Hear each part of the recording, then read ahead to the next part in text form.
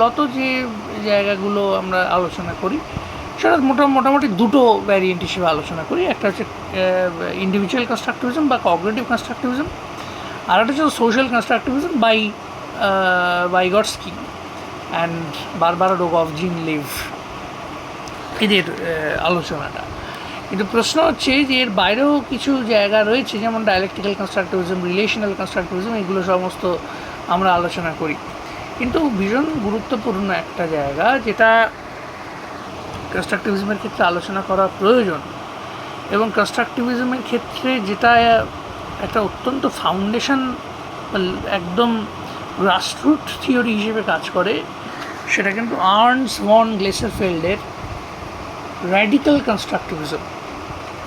Radical কনস্ট্রাকটিভিজমটা ভীষণ important একটা জায়গা, যে আমরা মূলত যে ট্রাইবাল কনস্ট্রাকটিভিজম, যে ট্র্যাডিশনাল কনস্ট্রাকশনের জায়গাটাকে এমফাসিস করা যে হচ্ছিল। যেমন আমি একটা ক্রিটিসিজম বলতে পারি যে পিয়াজের যে থিওরি, সেখানে একটা ক্রিটিসিজম করা হয়েছিল যে পিয়াজে কিন্তু অ্যাকোমোডেশনকে কম গুরুত্ব দিয়েছেন, সেখানে অ্যাসিমিলেশনকে কিন্তু প্রাধান্য বেশি দিয়েছেন আর কি, যেটা পরবর্তীকালে অনেকে অ্যাডাপ্ট করেছেন। তার মধ্যে সবথেকে গুরুত্বপূর্ণ যা আমরা বিষয়টা পাই সেটা হচ্ছে আমাদের মিনিংফুল লার্নিংয়ের ক্ষেত্রে সাবসামশন থিওরি বাই ডেভিড অসওয়েল। এখন সেটা হায়ার অর্ডার লোয়ার অর্ডার করে তিনি করেছিলেন, ডেরিভেটিভ, কোরিলেটিভ, সাবঅর্ডিনেট, কম্বিনেটরিয়াল, এরকমভাবে করেছিলেন। কিন্তু প্রশ্ন হচ্ছে যে তাঁর মূল জায়গাটা কিন্তু ফোকাসটা অ্যাসিমিলেশনের উপর ছিল, অ্যাকোমোডেশনে কম ফোকাস তিনি করেছিলেন, এটা একটা ক্রিটিসিজমে পাওয়া যায়।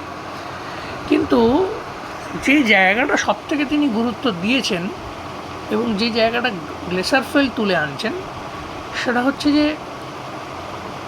যে পার্সপেক্টিভে র্যাডিক্যাল কথাটা বলা হচ্ছে আর কি, যে ধারণার ভিত্তিতে র্যাডিক্যাল কথাটা বলা হচ্ছে, সেটা হচ্ছে এই যে কনস্ট্রাকশনের ভিত্তিটা কী, what is the foundation of this construction. ভীষণ এই জায়গাটা লক্ষ্য করবেন যে ফাউন্ডেশনস অফ কনস্ট্রাকশনের ক্ষেত্রে কিন্তু বারবারই যেটা উঠে আসে সেটা হচ্ছে এক্সিস্টিং এক্সপিরিয়েন্স বা প্রায়র নলেজ, বা আমরা সেটাকে কগনিটিভ সাইকোলজির ভাষায় আরও পরিষ্কার করে বলতে পারি এক্সিস্টিং কগনিটিভ কনস্ট্রাক্টস।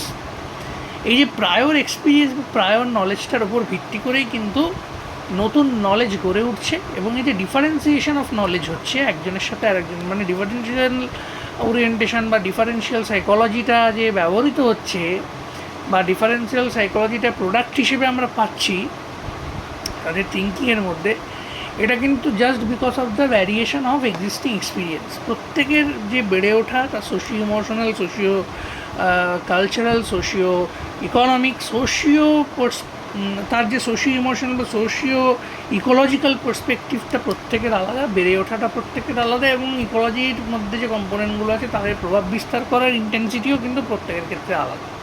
সুতরাং এই সামগ্রিক ব্যবস্থাগুলো দিয়ে কিন্তু অ্যাকচুয়ালি কিন্তু আমাদের, বা সামগ্রিক অবস্থাগুলো দিয়ে অ্যাকচুয়ালি আমাদের এক্সিস্টিং নলেজটা গড়ে ওঠে, এবং এর ভিত্তিতে যেটা হয় আর কি, যে আমরা মূলত যেটা করি যে আমাদের এই যে নলেজের ডিফারেন্সিয়েশনগুলো হয়, এই যে নলেজের ভিত্তি হিসেবে বা নলেজ কনস্ট্রাকশনের ভিত্তি হিসেবে কিন্তু যেটাকে দেখা হচ্ছে সেটা হচ্ছে আমাদের এক্সিস্টিং নলেজ। সুতরাং এ কারণেই র্যাডিক্যাল কথাটা কিন্তু ভীষণভাবে আসছে। র্যাডিক্যাল কথাটা আসার, আমরা র্যাডিক্যাল কথাটা এর আগেও পেয়েছি বিহেভিয়ারিজমে, স্কিনারের যে তত্ত্বে আমরা র্যাডিক্যাল বিহেভিয়ারিজম পেয়েছি। কারণ সহজভাবে যদি দেখতে চাই, র্যাডিক্যাল বিহেভিয়ারিজমের মূল ভিত্তি বা বিহেভিয়ারাল মডিফিকেশনের বা বিহেভিয়ারাল অল্টারেশনের ক্ষেত্রে মূল ভিত্তিটা হচ্ছে যে আমাদের যে কনসিকুয়েন্স, মানে রিওয়ার্ড, রিইনফোর্সমেন্ট, পানিশমেন্ট ইত্যাদি, কনসিকুয়েন্সটা হচ্ছে এর পরিবর্তনের বা মডিফিকেশনের বা আমরা যদি বলি চেঞ্জের মূল ভিত্তি আর কি।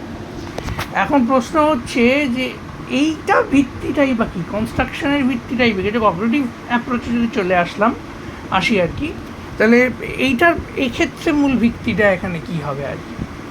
এখন প্রশ্ন হচ্ছে যে এইটার মূল ভিত্তি হচ্ছে যে এক্সিস্টিং নলেজের ডাইভার্সিফিকেশনের জন্যই কিন্তু একটা ব্যক্তির নলেজ কনস্ট্রাকশনের সাথে আর একটা ব্যক্তির নলেজ কনস্ট্রাকশন আলাদা হয়।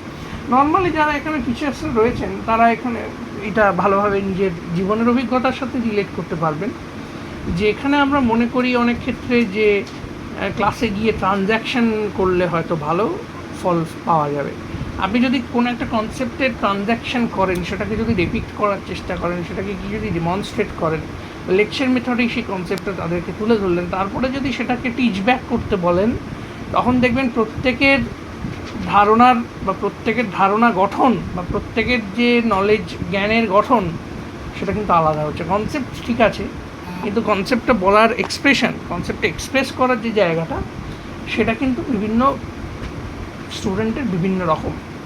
এটা কিন্তু হচ্ছে একমাত্র যে এক্সিস্টিং এক্সপিরিয়েন্সের পার্থক্যীকরণের জন্য।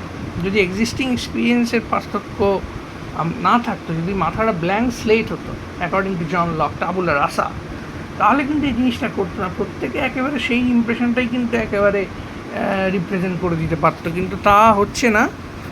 এক্ষেত্রে যেটা হচ্ছে সেটা হচ্ছে যে ওই প্রত্যেকের মধ্যে কিন্তু কনস্ট্রাকশনের যে ডেভিয়েশন, এইটা কিন্তু কনস্ট্রাকটিভিজমের বা র্যাডিক্যাল কনস্ট্রাকটিভিজমের ক্ষেত্রে কিন্তু ভীষণ ইম্পর্ট্যান্ট একটা জায়গা, ভীষণ ভাবনার একটা প্রয়োজন। এবং এই যে নলেজ কনস্ট্রাকশন কিন্তু যেটা আমরা বলি যে শুধুমাত্র কগনিটিভ ইনস্ট্রুমেন্টের স্পন্টেনিয়াস রেগুলেশনের জন্য হয় না, এটা কিন্তু মূলের যে জায়গাটা, মূলে ভিত্তিটা হচ্ছে এক্সিস্টিং নলেজ। এবং আমরা মিনিংফুলনেস থেকেও যদি আলোচনা করি, যেমন ডেভিড অসুবেল বলছেন যে সাইকোলজির সমস্ত সূত্রগুলো যদি কনস্ট্যান্ট করে দাও, তাহলে একটা সূত্রই থাকে, সেটা হচ্ছে যে এক্সিস্টিং নলেজের সাথে নতুন নলেজের ইন্টিগ্রেশন। সুতরাং এই যে এক্সিস্টিং এক্সপিরিয়েন্সের যে ইম্পর্টেন্স, তার ইন্টেন্সিটি, তার রেগুলেশন, তার ডাইভারশন, তার ডিফারেন্সিয়েশন বা তার যে ডেভিয়েশন, সমস্তটাই কিন্তু লক্ষণীয় বা সমস্তটাই কিন্তু গুরুত্ব দেওয়ার একটা প্রয়োজন আছে বলে মনে হয়। যাই হোক, এইটুকুই বলার ছিল র্যাডিক্যাল কনস্ট্রাকটিভিজম সম্পর্কে, যেটা আমরা পরবর্তীকালে হয়তো আবারও কাল্টিভেট করতে পারবো।